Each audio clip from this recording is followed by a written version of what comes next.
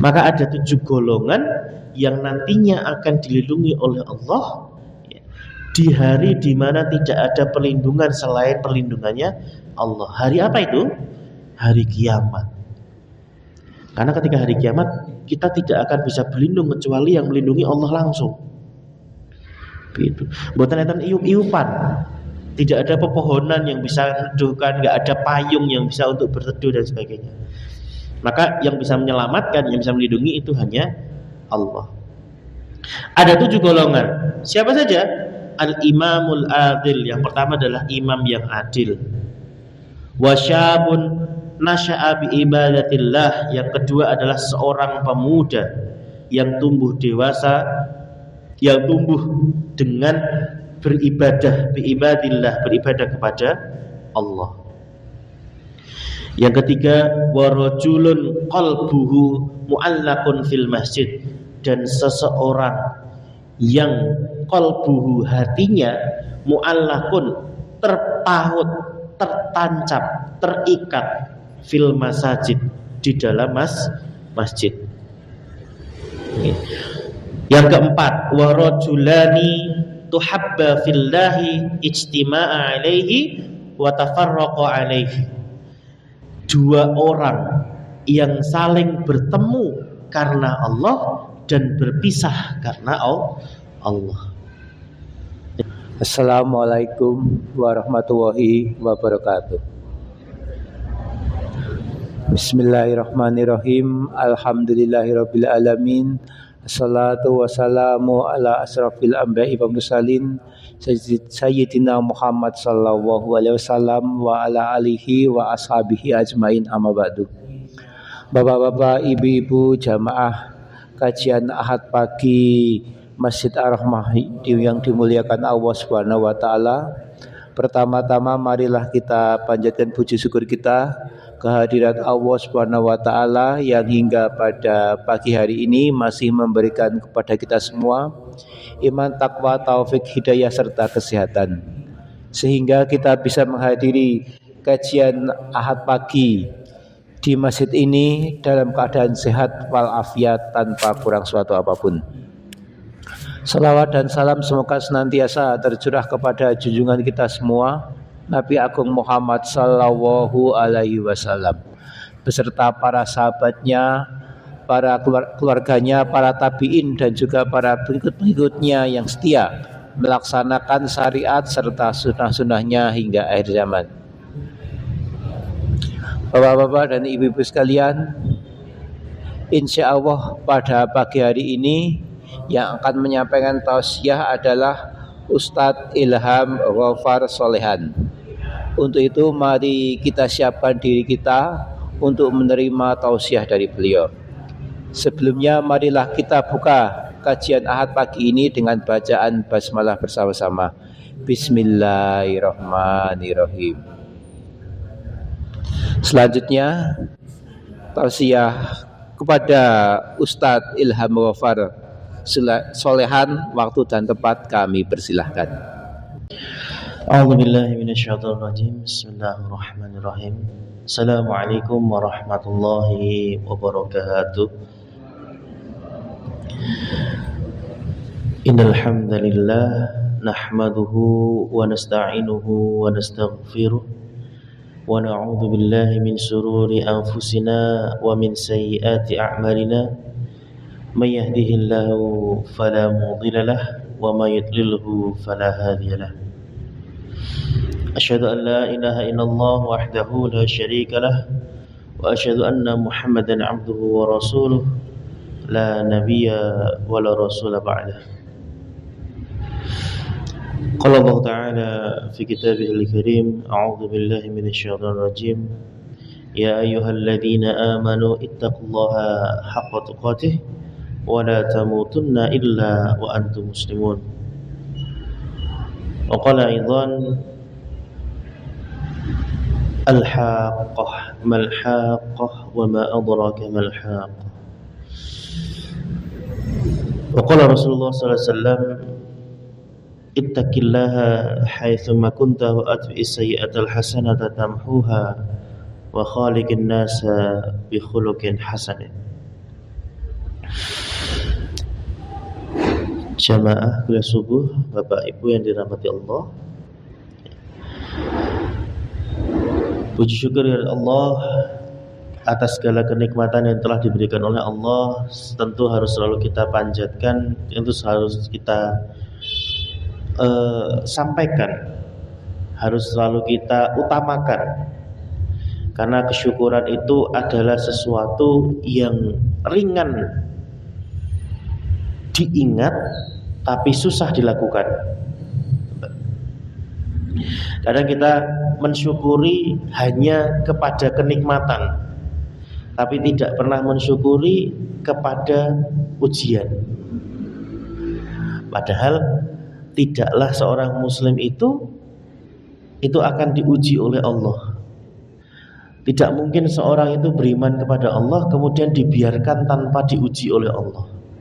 Maka ujian itu adalah sebuah pembuktian ya, bahwa kita itu seorang muslim, kita beriman kepada Allah. Begitu. Salah satu buktinya. Maka ujian cobaan itu bisa kita syukuri. Siapa tahu dengan ujian dan cobaan tersebut kita akan lebih dekat dengan Allah, akan lebih naik level keimanannya, dan mungkin insya Allah kita akan naik derajatnya di sisi Allah Subhanahu Wa Taala. Maka mari kita bersyukur kepada Allah Subhanahu Wa Taala atas segala nikmat, segala hal yang telah diberikan oleh Allah. Bahkan syukur juga kepada musibah atau ujian yang telah diberikan oleh Allah, dan kemudian kita sabar terhadapnya. Bapak Ibu yang dirahmati Allah, salawat dan salam kepada Nabiullah Muhammad SAW juga harus selalu kita haturkan kepada beliau sebagai wujud kecintaan kita kepada beliau.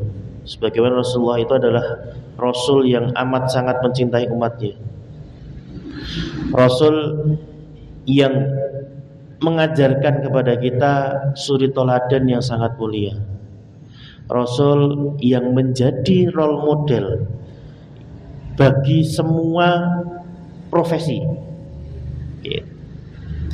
Mau mencontoh Rasul dari segi apa? Pedagang, contohlah Rasul ketika menjadi pedagang, ada.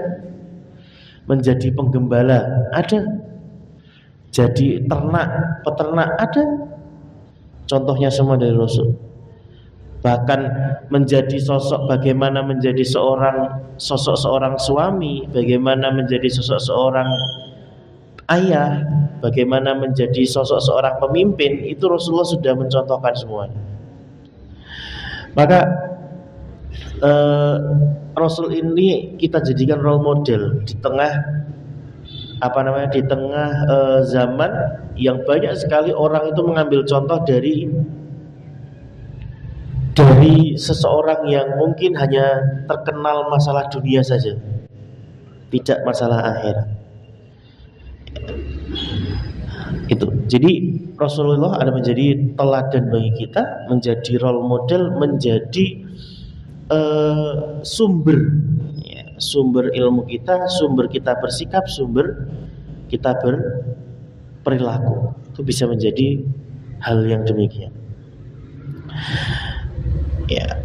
Selain juga mengucapkan sholawat dan salam kepada Rasul, itu adalah sebagai wujud kecintaan kita kepada Rasulullah yang juga begitu mencintai umatnya, ya, bahkan sampai ingin memberikan syafaat di yaumil qiyamah kelak, yang tidak ada satupun nabi-nabi yang memberikan syafaat kecuali hanya Rasul saja.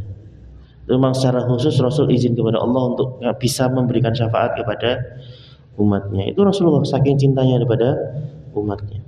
Bapak Ibu yang dirahmati Allah, alhamdulillah kita dipertemukan kembali di kajian Ahad pagi ini yang insyaallah diberkahi oleh Allah. Pada kesempatan kali ini insyaallah saya akan menyampaikan sebuah hadis yang panjang, tidak terlalu panjang sebetulnya, tapi ya sedengan lah. Namun sebelum saya menyampaikan hadis tersebut, mungkin yang perlu kita ingat adalah bahwasanya dunia ini itu adalah sebuah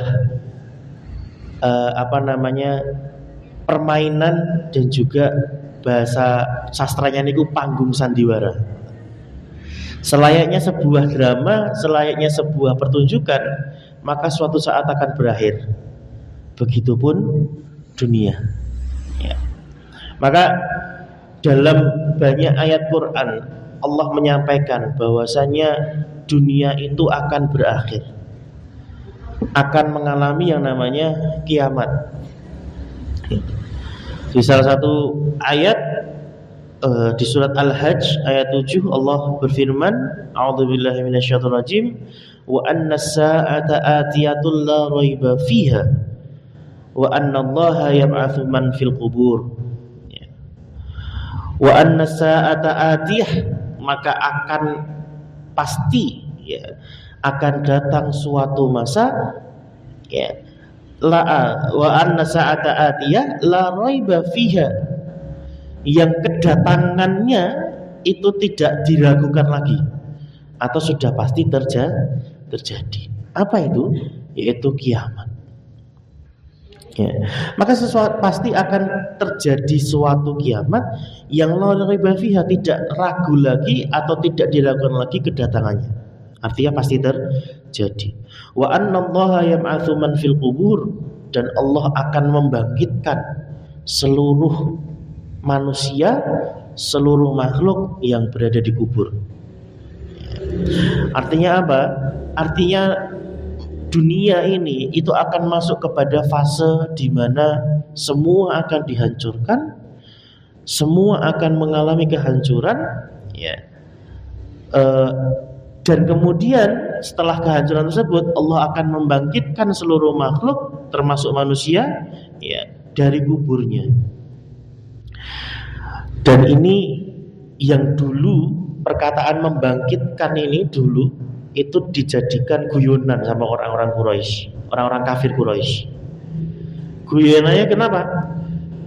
Guyonannya gini, mosok toh sudah dikubur, sudah hancur lebur, sudah menjadi debu gambarnya itu, kok masih bisa dibangkitkan? Maka hal ini kemudian dibantah oleh Allah secara langsung dalam Al-Quran, bahwasanya Allah itu akan nanti di yaumil qiyamah akan membangkitkanmu dan menyusun tulang-tulangmu, membangkitkanmu kemudian menyusun tulang-tulangmu bahkan dari tulang yang paling terkecil sekalipun.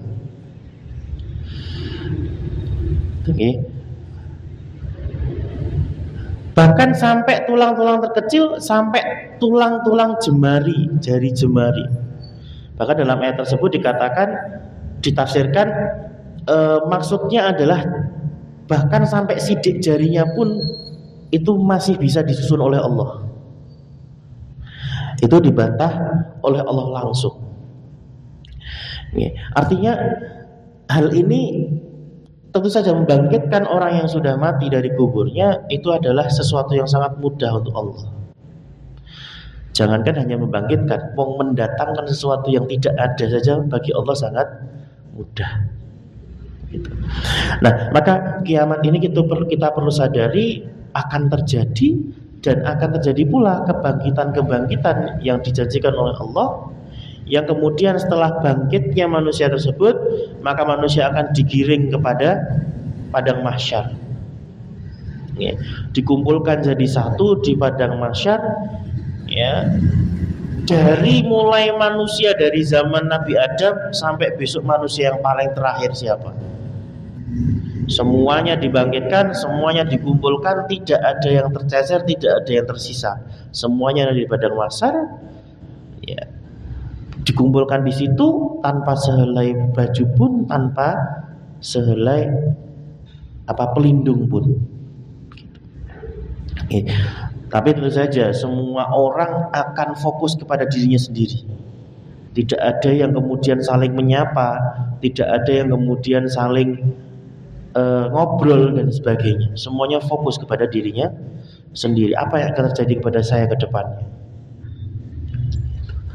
Dan ini kita perlu imani hal tersebut. Bahkan keimanan terhadap hari kiamat itu merupakan iman yang salah satu keimanan yang utama.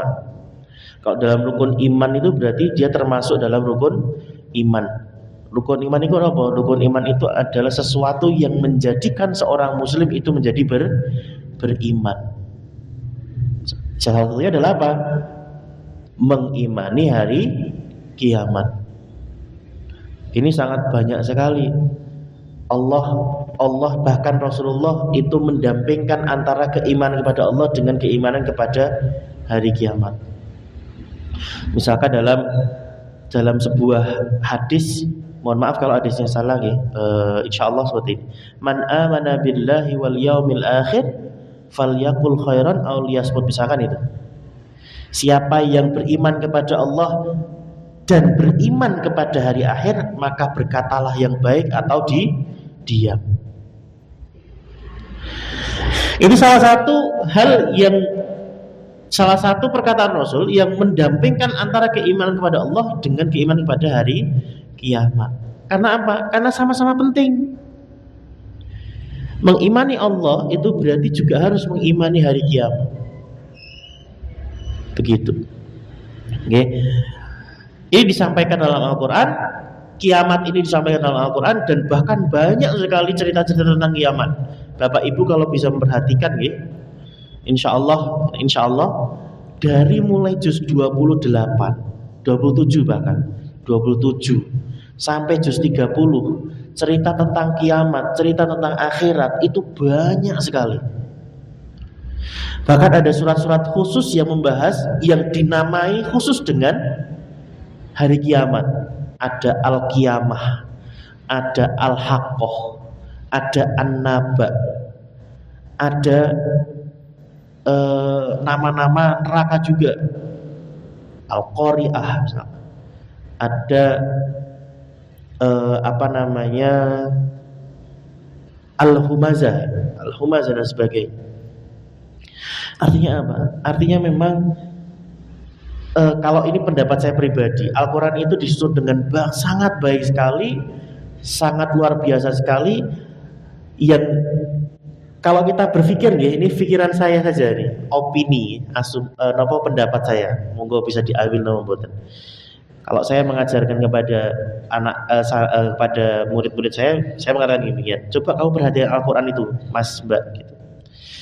Dari awal, ayat-ayat awal, surat-surat awal, kita diperkenalkan, kita dita'arufkan, kita dikenalkan dengan yang namanya Allah, dikenalkan siapa itu Allah, keimanan kepada gaib, keimanan kepada seluruh hal ya yang perlu diimani, Rasulullah, kitab-kitabnya, malaikatnya dan sebagainya. Ya. Kemudian di fase akhir-akhir sudah menjelang khatam juz 28, 29, 30 itu bicaranya, pembahasan utamanya kebanyakan adalah tentang kiamat dan akhirat. Sudah tidak ada lagi pembahasan tentang hukum-hukum. Tentang hukum, tentang fikih itu hampir tidak ada. Coba diperhatikan mawon. Ya, ditadaburi, dibaca satu-satu artinya. Insya Allah tidak ada lagi yang namanya fikih di juz-juz di akhir itu. Adanya apa? Adanya siapa yang mau masuk surga, maka berlaku seperti ini, seperti ini, seperti ini. Yang mau masuk neraka, maka berlaku seperti ini, seperti ini, seperti ini. Kalau mau terhindar dari neraka, jangan berbuat demikian. Kalau mau masuk surga, berbuatlah seperti ini. Misalkan seperti itu. Ya. Itu sudah banyak sekali dibahas di 27, 28, 29, 30. Tentang kiamat, bagaimana kiamat itu? Oh, kiamat itu langitnya pecah, terbelah jadi dua. Ada yang mengatakan dalam sebuah surat dikatakan, surat juz 29 ya, kalau tidak salah Al-Ma'arij dikatakan, Al-Haqqah dikatakan, ketika kiamat terjadi, apa yang terjadi? Langitnya meleleh. Bayangkan, langit kok meleleh niku pripun niku? Kalau dibayangkan, mboten saged dibayangkan. Karena saking luar biasanya kiamat itu terjadi. Ya. Dan dengan penyusunan Al-Quran yang seperti ini, kita diingatkan kembali bahwasanya ketika kita sudah menjelang akhir, maka kita akan merasakan yang namanya kiamat, kita akan kembali kepada akhirat. Maksudnya seperti itu. Pun boten lagi urusannya dunia. Sudah tidak lagi urusannya dunia. Maka menjelang khatam Quran kalau kita baca itu ingatannya atau ayat-ayatnya itu adalah ayat-ayat yang berkaitan dengan akhirat, dengan neraka, dengan surga, dengan kiamat. Coba diperhatikan mawon ya, kalau baca Quran diperhatikan. Secara logika ya, secara nalar mawon berarti kita diingatkan oleh Allah. Semakin tua kita, maka kita diingatkan untuk selalu semakin ingat dengan akhirat. Itu maksudnya seperti itu. Oke, dengan surga dan neraka. Apakah yang muda kemudian tidak dianjurkan untuk ingat dengan akhirat? Ya tidak, tetap ingat dengan akhirat. Bapak Ibu yang dirahmati Allah, dan ini perlu kita sadari tentang perkara kiamat ini disampaikan dalam Al-Quran. Dan Allah menyampaikan bahwa Al-Quran adalah tazkirah, sebuah peringatan, sebuah pengingat, sebuah rambu-rambu. Allah berfirman di surat Toha di ayat pertama ya, Ma anzala 'alaikal Qur'ana litashqa illa tazkiratan liman yakhsha. Ya. Allah berfirman bahwasanya ma anzala 'alaikal Qur'ana litashqa, tidaklah aku turunkan kepadamu wahai Muhammad Al-Qur'an yang itu aku dengan Al-Quran itu kemudian membuatmu susah. Jadi Al-Quran itu tidak membuat susah, malah justru membuat segala hal itu menjadi mudah. Illa tadhkiratan liman yakhsha. Dan Al-Quran ini fungsinya kecuali tidaklah ada fungsi lain kecuali hanya sebagai tadhkirah bagi orang-orang yang yakhsha, yang takut kepada Allah. Maka kita menempatkan Al-Quran itu sebagai rambu-rambu, sebagai warning, sebagai peringatan, juga pengingat. Akan apa? Akan bahwa dunia itu tidaklah selamanya dan akhirat adalah tujuan utama. Itu salah satu yang diingatkan oleh Al-Quran. Bahkan Al-Quran juga mengatakan, Allah berfirman dalam Al-Quran dikatakan bahwasanya yang membedakan orang iman, orang mukmin dan orang kafir itu adalah kecintaannya kepada dunia. Kalau orang mukmin itu sama dunia itu ya udah biasa saja, tidak terlalu cinta. Ya. Tapi kalau orang kafir, ya, itu dia mencintai dunia sampai watadarunal akhirah, sampai meninggalkan akhirat. Saking cintanya dengan dunia. Itu Nah, karena kemudian akan terjadi kiamat, karena Al-Quran sudah memperingatkan tentang kiamat tersebut, dunia tidaklah selamanya dan akhirat adalah tujuan utama, maka kemudian kita diberikan sebuah informasi-informasi bagaimana caranya kita bisa menghadapi kiamat, bagaimana kita caranya menghadapi hari akhirat, bahkan mulai dari mahsyar sampai nanti masuk surga. Bagaimana kita menghadapi hal-hal tersebut, bagaimana caranya kita bisa selamat dari perkara-perkara tersebut. Bapak Ibu yang dirahmati Allah, kita harus sadari bahwasannya ketika kiamat terjadi, maka seluruh kejadian setelah kiamat sampai nanti masuk ke surga itu adalah semuanya berat. Dari padang mahsyar, dari mahsyar, yaumil hisab, yaumil mizan, siratal mustaqim, sampai ke jaza, sampai nanti masuk surga, itu semuanya harinya berat. Tidak ada keringanan di situ, tidak ada penolong di situ. Kita harus sadari, dari yaumil mahsyar Rasulullah pernah bersabda bahwasanya mahsyar itu adalah sebuah padang yang dimana salah satu penjelasannya dalam sebuah hadis yang salah satunya bisa dideskripsikan seolah-olah itu matahari berada satu jengkal di atas kepala kita. Satu jengkal itu sekilan semeter. Ada yang mengatakan satu kepal. Jadi riwayatnya macam-macam. Tapi yang penting yang disampaikan Rasulullah di sini intinya adalah menggambarkan bahwasanya matahari itu dekat sekali dengan kita. Perbandingannya gini, wong sak niki mawon matahari ini mboten caket mawon sampun panas banget. Apalagi di yaumil mahsyar yang mataharinya dekat, maka keadaannya apa? Sangat panas, sangat menyiksa, berat. Itu baru masalah panasnya, belum masalah nunggu lamanya, antriannya. Oke. Kita hanya antre bayar, misalkan di mana? Di kasir mawon, kadang cuma antre 2 saja sudah nggak sabar. Sudah, wah suwe temen nih gitu. Padahal besok di yaumil mahsyar kita antrenya dengan seluruh manusia dari sejak zaman Nabi Adam sampai besok manusia terakhir. Niku antre Bapak Ibu sekalian, satu-satu. Hisabnya satu-satu. Satu orang satu, enggak dua-dua, dua-dua yuk, tidak, satu-satu. Ya, hisabnya satu-satu, ditanyai, masih ditanyai. Pertanyaannya panjang. Yang pertama kali ditanyakan apa?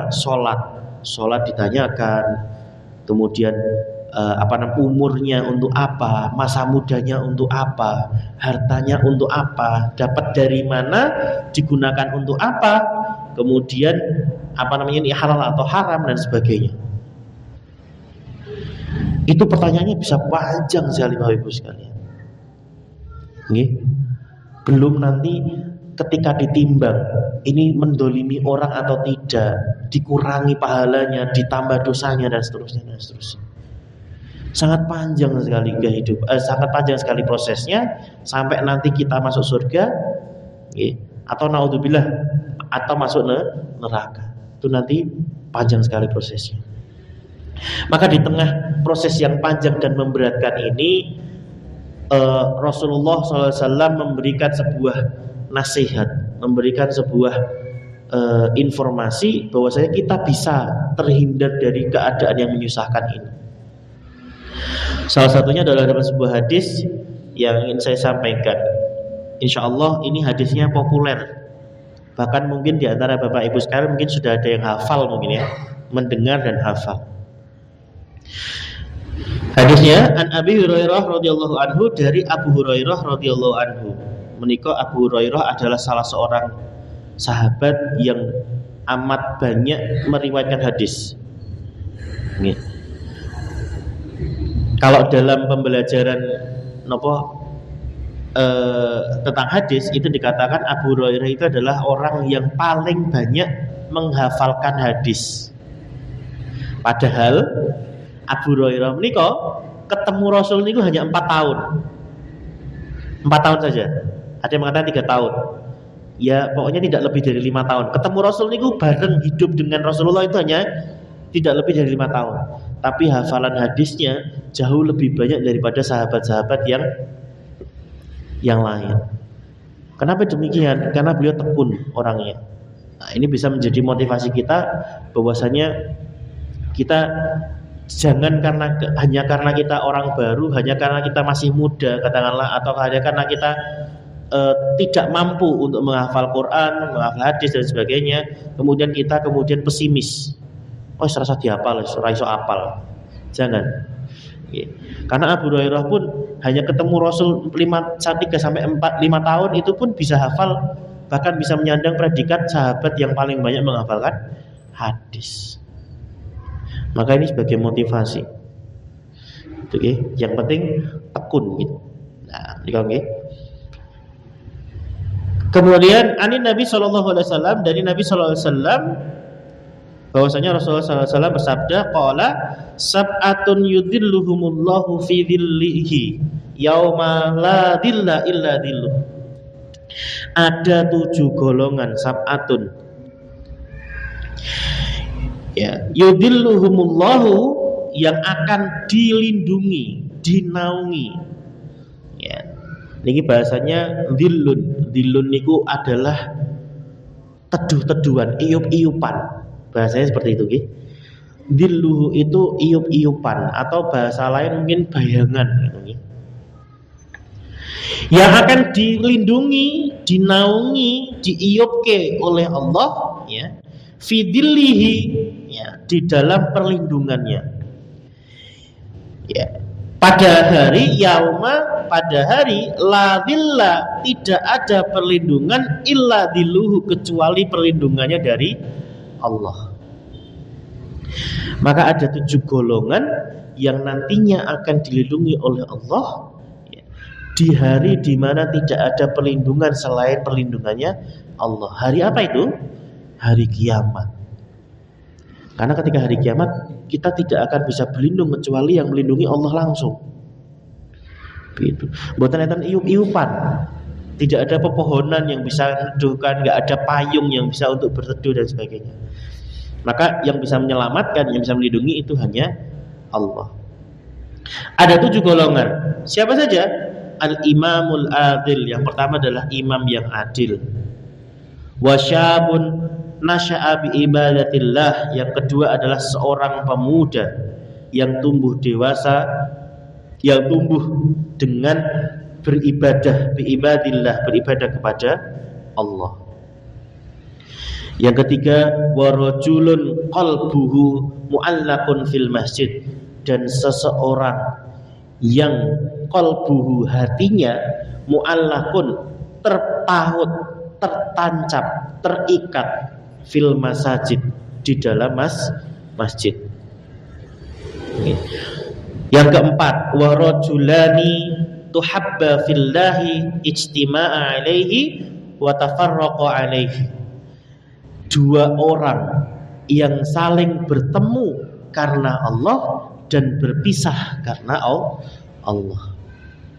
Ini saya jelaskan nanti.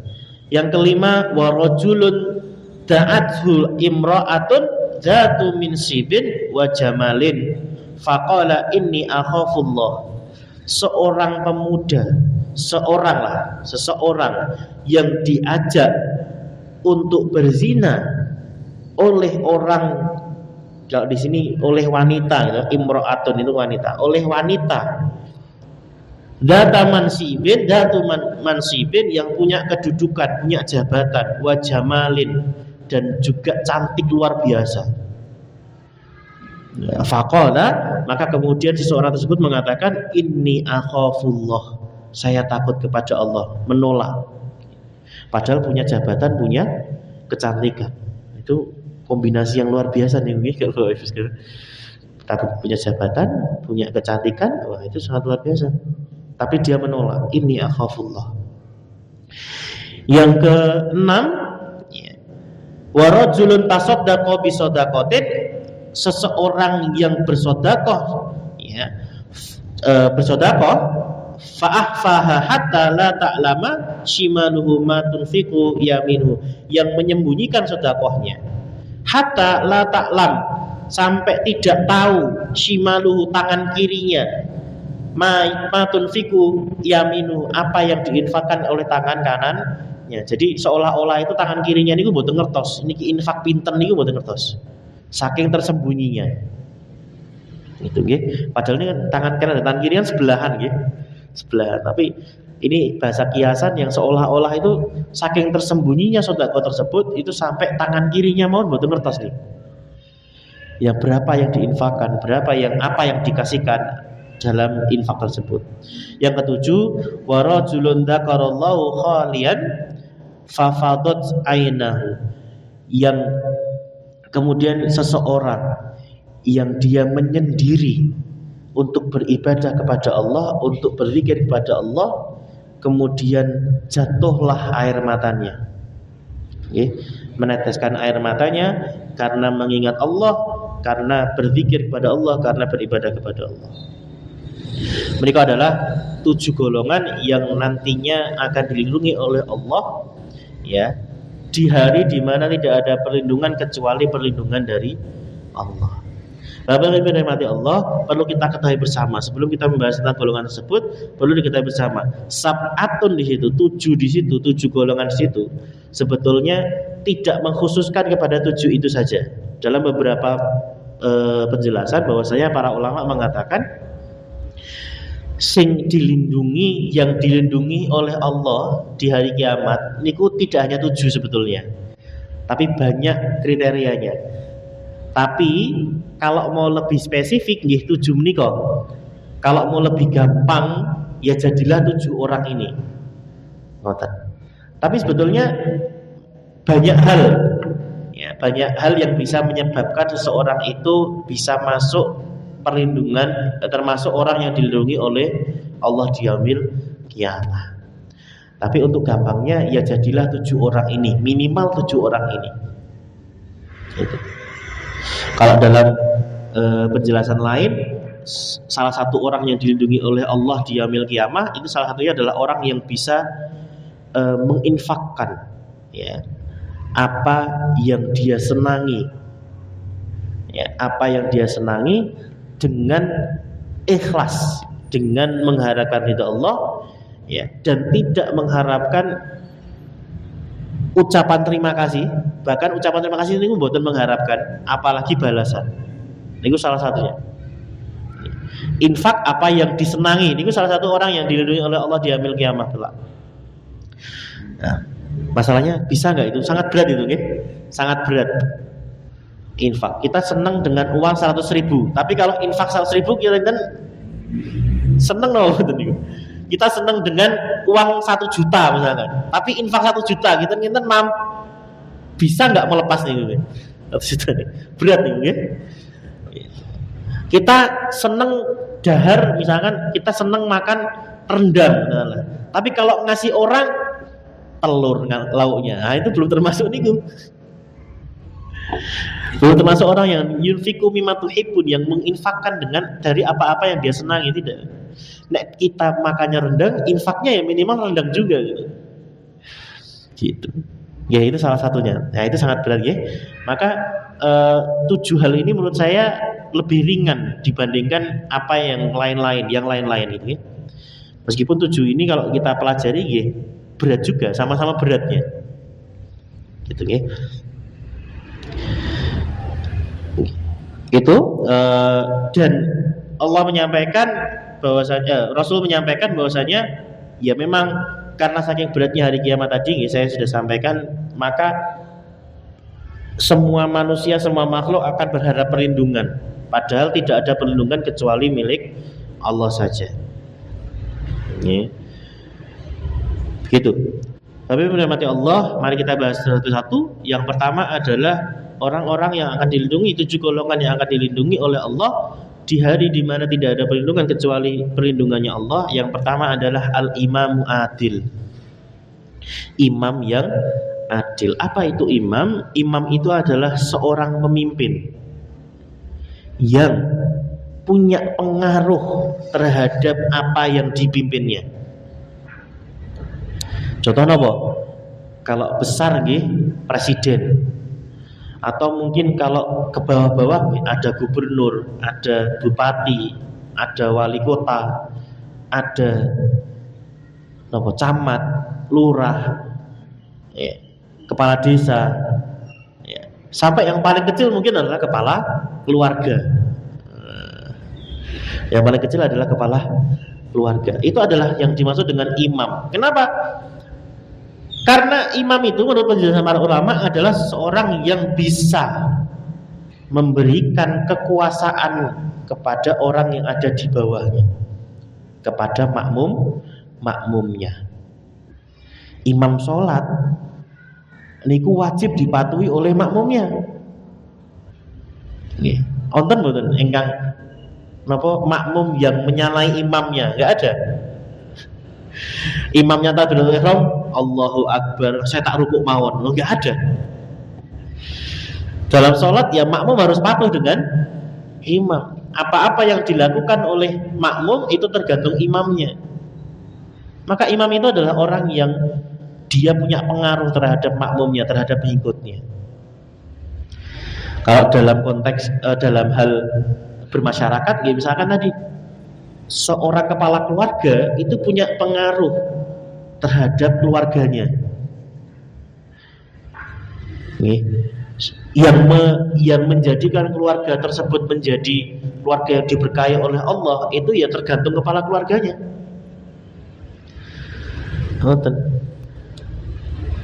Bagus mana kira-kira?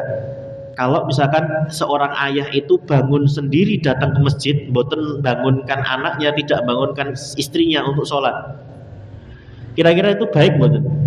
Padahal dia juga bangun untuk datang ke masjid tapi sendirian. Daripada dibanding dengan seorang ayah, seorang suami yang membangunkan istrinya, membangunkan anaknya untuk sama-sama sholat subuh, istrinya yang sholat subuh di rumah atau boleh ikut ke masjid, anaknya pun demikian. Itu beten niku arahnya nanti. Artinya bahkan sampai ke masyarakat terkecil sebagai seorang kepala keluarga, imam itu punya pengaruh terhadap makmumnya.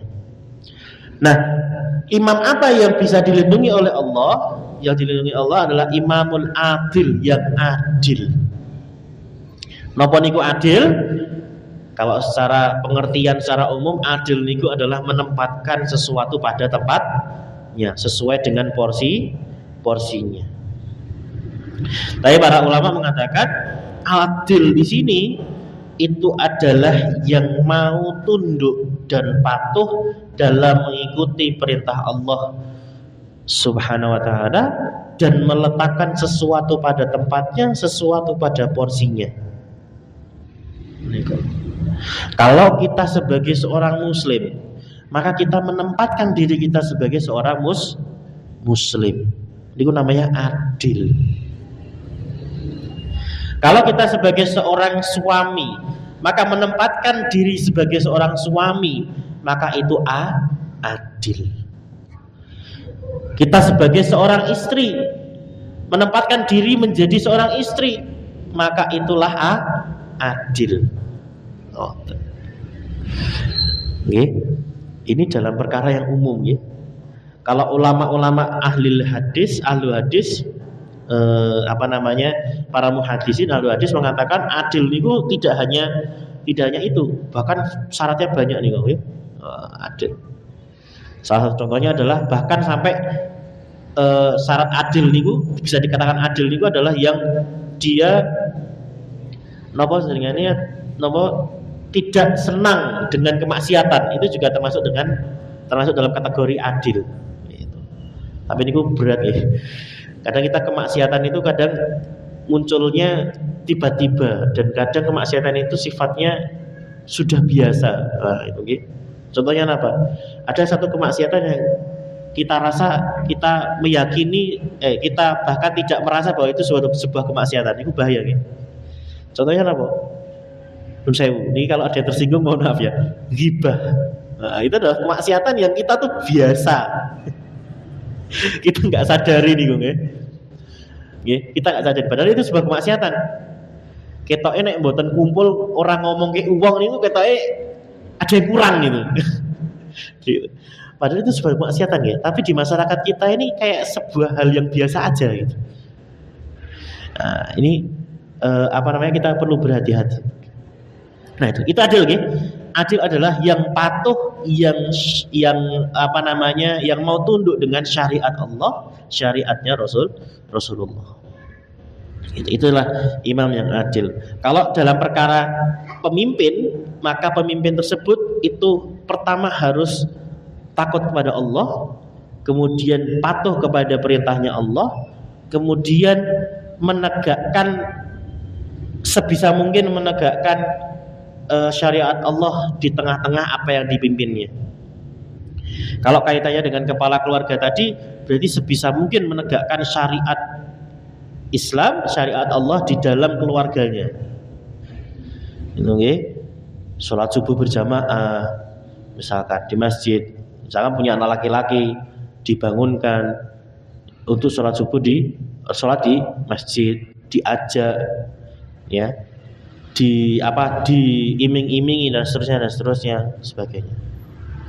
Itu mengajarkan puasa, mengajarkan ketauhidan kepada Allah, mengajarkan akidah yang benar dan sebagainya. Itu adalah sebuah hal yang harus dilakukan seorang kepala keluarga sebagai imam. Ya. Maka ketika sudah bisa melakukan hal tersebut, maka imam tersebut maka bisa dikatakan sebagai imamul adil. Dan kebalikannya dari adil itu adalah zalim. Dan segala hal yang berkaitan dengan kemaksiatan dan kesyirikan itu adalah sebuah kezaliman. Nggih. Bapak Ibu dirahmati Allah, maka melanggar perintah-perintahnya Allah itu adalah sebuah kezaliman. Bagi seorang imam ini sangat dilarang sekali. Apalagi dia punya kuasa yang jauh lebih besar daripada hanya sebagai kepala keluarga. Misalkan dia jadi seorang bupati, seorang wali kota, seorang gubernur. Dia punya kekuasaan yang jauh lebih besar, jauh lebih banyak. Maka kalau dia tidak bisa adil, ini sangat berbahaya. Sejatinya sangat berbahaya. Bahkan saking berbahayanya menjadi penguasa itu, jadi seorang pemimpin itu, bahkan Rasulullah itu tidak menganjurkan untuk punya keinginan jadi penguasa. Itu Rasulullah menganjurkan. Jadi Rasulullah menganjurkan jangan pengen jadi amir, jadi jangan pengen jadi seorang gubernur atau bupati. Tapi kalau dipilih, diusung itu nggak apa-apa. Tapi kalau berkeinginan dengan sangat kuat, aku tak jadi gubernur, nah itu Rasul sebaiknya jangan. Kenapa? Karena nanti madorotnya banyak. Wallahu a'lam bishawab. Karena saya sendiri pun juga belum pernah kepikiran untuk jadi gubernur atau bupati, ya. Jadi saya tidak bisa menjelaskan rasanya bagaimana itu. Tapi berarti Allah itu al-imamul adil yang pertama, dilindungi oleh Allah. Kalau makmum niku nggih sami'na wa ta'na dengan imam itu. Patuh dan taat kepada imam. Maka yang diiming-imingi di sini adalah imamnya dulu. Ketika imam sudah bisa bertauhid kepada Allah, sudah bisa beriman kepada Allah, sudah bisa bertakwa kepada Allah dengan baik, maka makmumnya insya Allah juga demikian. Itu. Misalkan nun sewu. Contoh nih, mohon maaf kalau ada lagi-lagi kalau ada yang tersinggung saya mohon maaf. Misalkan contoh. Ya, kita ngeleki anak kita punya anak misalnya dieleki, jangan merokok, tapi kita sambil ngebul. Kira-kira anaknya ini akan patuh enggak? Tidak. Ayo sholat jamaah ke masjid, tapi bapaknya ini tidak ke masjid. Kira-kira anaknya patuh tidak? Tidak. Maka imam dulu yang harus adil kepada dirinya. Maka kemudian nanti makmumnya mengikuti. Insya Allah demikian. Pak Ibu yang dirahmati Allah, itulah imamul adil. Yang kedua, ya, golongan kedua adalah seorang pemuda yang tumbuh dalam keadaan beribadah kepada Allah dalam keinginan untuk selalu dekat dengan Allah. Ya. Dalam sebuah hadis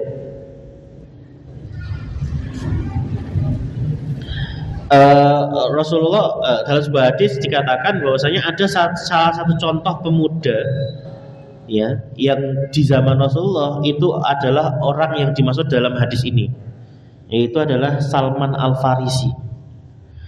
Salman Al-Farisi itu radhiyallahu anhu, dia dikatakan atau diriwayatkan adalah seorang yang menghabiskan waktu mudanya untuk rajin beribadah kepada Allah. Nah, ini diiming-imingi sekali.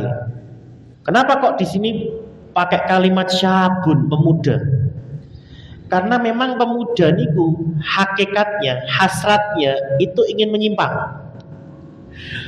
Caranya kalau istilahnya niku darahnya itu panas, Mas ya. Maka ingin mencoba segala hal. Ya. Tapi kalau dia bisa menahan dirinya, menahan keinginannya dari berbuat jahat, yang kemudian dia menekan hal tersebut untuk beribadah kepada Allah atau menyalurkan energinya untuk beribadah kepada Allah, maka ini dijanjikan oleh Allah untuk bisa dilindungi di yaumil kiamah. Gitu. Karena pemuda ini kok memang hakikatnya memang seneng yang berbaunya niku bau-bau kemaksiatan. Condongnya niku kemaksiatan. Apalagi sekarang sudah ada yang namanya gadget. Itu kemaksiatan semakin dekat lagi nih, ya. semakin dekat lagi. Saya selalu mewanti-wanti. Gadget itu untuk bermaksiat itu sangat dekat. Dulu, mohon maaf ya, dulu kalau misalkan mau katakanlah mau bermaksiat itu harus cari dulu, harus kemana dulu, pergi dulu kemana, harus jalan dulu jauh dan sebagainya. Kalau sekarang hanya mau bermaksiat itu cukup tiduran di dalam kamar aja sudah bisa bermaksiat. Ya. Dulu mau mendengarkan musik misalkan, mau joget-joget, mau joget-joget dangdut, dengarkan dangdut kemudian joget-joget, itu dulu harus datang ke panggung dangdutan. Kalau sekarang tidak, cukup buka HP, denger dangdutan, bisa joget-joget. Gitu ya. Artinya segala hal itu semakin dekat. Termasuk juga kemaksiatan, termasuk juga kebaikan. Gitu. Dulu kalau mau mendengarkan ceramah dari ulama terkenal, misalkan kalau sekarang Ustadz Adi Hidayat misalkan, itu kita perlu datang ke tempat beliau ngaji di mana. Ya. Kalau sekarang lewat YouTube aja sekarang sudah ada ya, sambil disambi masak, disambi nyapu, sekarang bisa. Artinya kebaikan pun juga semakin dekat. Kalau kebaikan semakin dekat, kemaksiatan pun juga semakin dekat.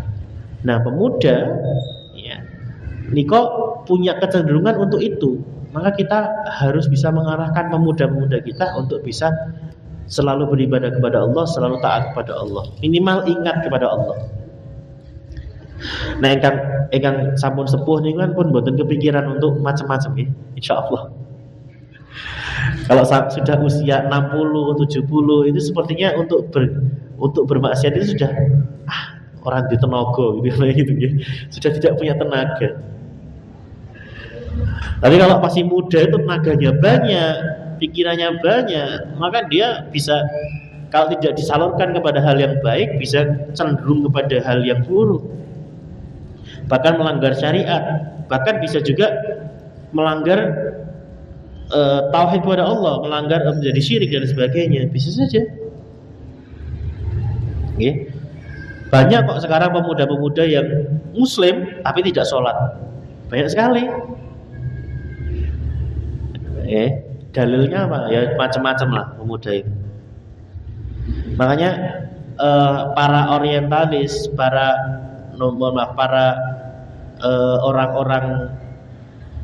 orang-orang yang ingin menyesatkan orang muslim itu banyak menyasarnya itu bukan orang-orang tua, tapi anak-anak muda.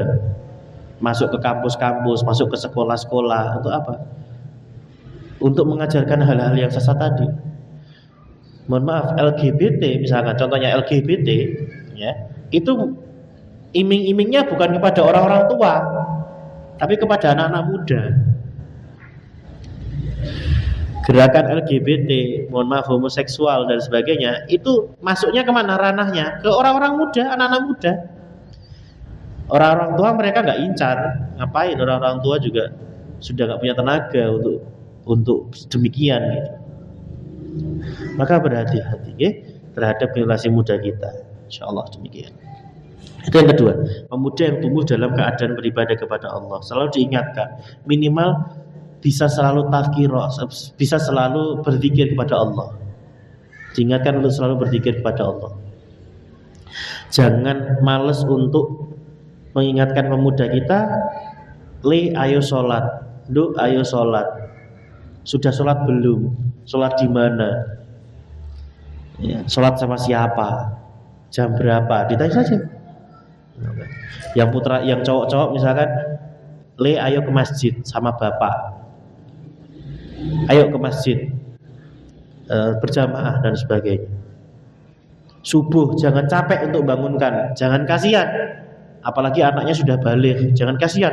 Mesake, adem hawa nih, jangan. Kalau semakin diselimuti, berarti itu bapak ibu menyelimutinya dengan api neraka itu ya. Itu jangan diselimuti, dibangunkan. Kalau sudah balik, apalagi harus dibangunkan. Kalau perlu disiram, mohon maaf ya, kalau ini sebetulnya nggak baik ya. Disiram itu ya disiram, mohon diraupi gitu. Kalau perlu. Nggih, tapi semoga tidak sampai disiram nggih. Gitu. Lalu mati Allah yang ketiga, sampai ketiga dulu nanti, yaitu adalah seseorang yang hatinya qalbuhu itu bergantung kepada masjid, terikat dengan masjid. Nih. Maksudnya terikat di sini gimana? Riwayat Tirmidzi mengatakan rajulun kana qalbuhu mu'allaqun bil masjid idza kharaja minhu hatta ya'uda ilaihi. Seseorang laki-laki yang hatinya itu terikat dengan masjid. Di sini bahasanya laki-laki ya rajulun, tapi sebetulnya ini enggak terbatas kepada seorang laki-laki saja, perempuan pun juga demikian. Seseorang yang hatinya terpaut dengan masjid, idza kharajahu, apabila ia keluar sampai masuk masjid lagi, pikirannya masih tentang masjid. Ya. Maksudnya apa? Maksudnya adalah kecintaan dia untuk menghidupkan masjid, kecintaan dia untuk berzikir kepada Allah. Maksudnya terpaut, terikat dengan masjid itu gitu.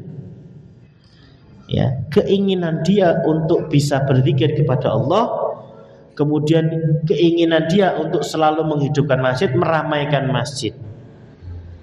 Ya.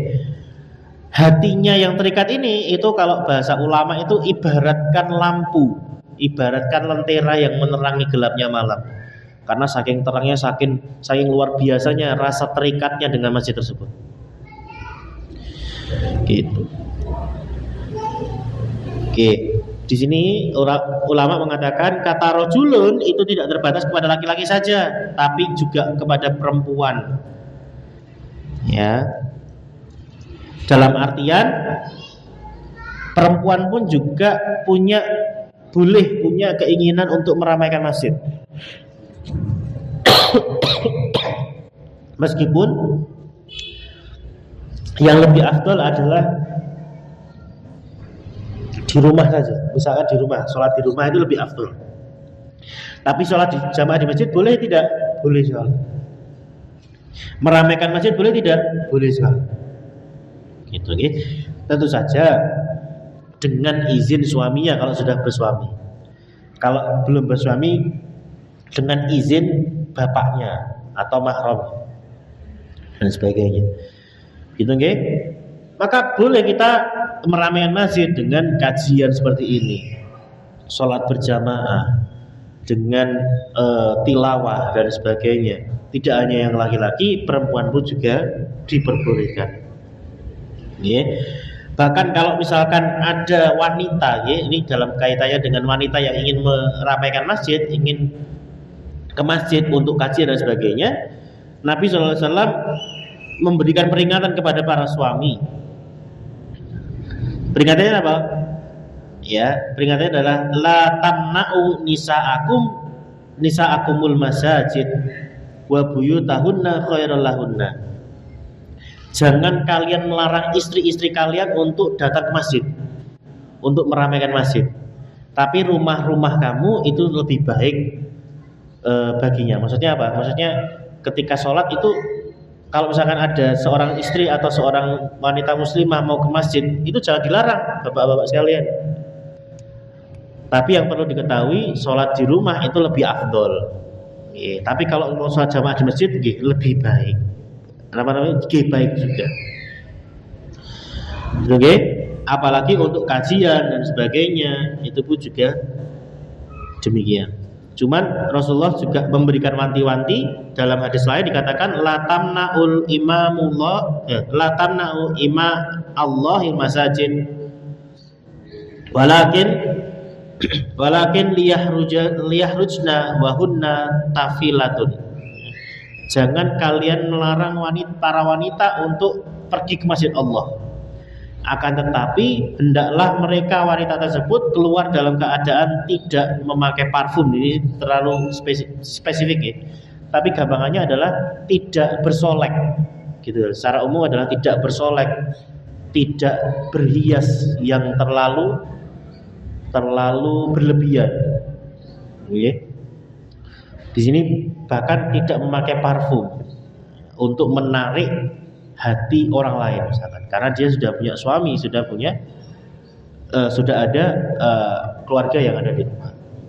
Itu artinya ya tidak berlebihan, boleh cuma sekedar make upan sekedarnya saja ya. Misalkan cuma pakai hand body dan sebagainya boleh. Pakai parfum juga boleh biar enggak terlalu bau misalkan. Ya. Tapi yang tidak kebanyakan sampai kemudian laki-laki terpikat kepadanya. Nah, itu diwanti-wanti oleh Rasulullah SAW. Bapak-bapak Allah, kita mungkin cukupkan sekian dulu. Nanti kita lanjutkan di kajian insyaallah di pertemuan akan datang. Insyaallah kita masih akan bertemu lagi. Masih ada 4 golongan lagi yang disebutkan oleh Rasulullah akan mendapatkan naungan di hari di mana tidak ada naungan kecuali naungannya Allah, tidak ada perlindungan kecuali perlindungannya dari Allah. Semoga kita bisa menjadi 3 orang yang tadi kita sudah bahas, menjadi imamul adil, kemudian menjadi syabun, pemuda-pemuda yang dekat dengan Allah, yang mau beribadah kepada Allah. Kemudian yang ketiga adalah menjadi seseorang yang hatinya terpaut dengan masjid, hatinya itu ingin selalu zikrullah, ingin selalu datang ke masjid, meramaikan masjid dengan zikrullah, dengan ibadah kepada Allah, dengan berbagai macam hal yang mendekatkan diri kepada Allah. Semoga kita bisa menjadi salah satu dari ketiga hal ini. Insyaallah nanti kita lanjutkan di pertemuan yang akan datang. Kurang lebihnya saya mohon maaf. Aku qouli hadza wa astaghfirullah li wa lakum. Wabillahi taufiq hidayah. Assalamualaikum warahmatullahi wabarakatuh. Waalaikumsalam warahmatullahi wabarakatuh.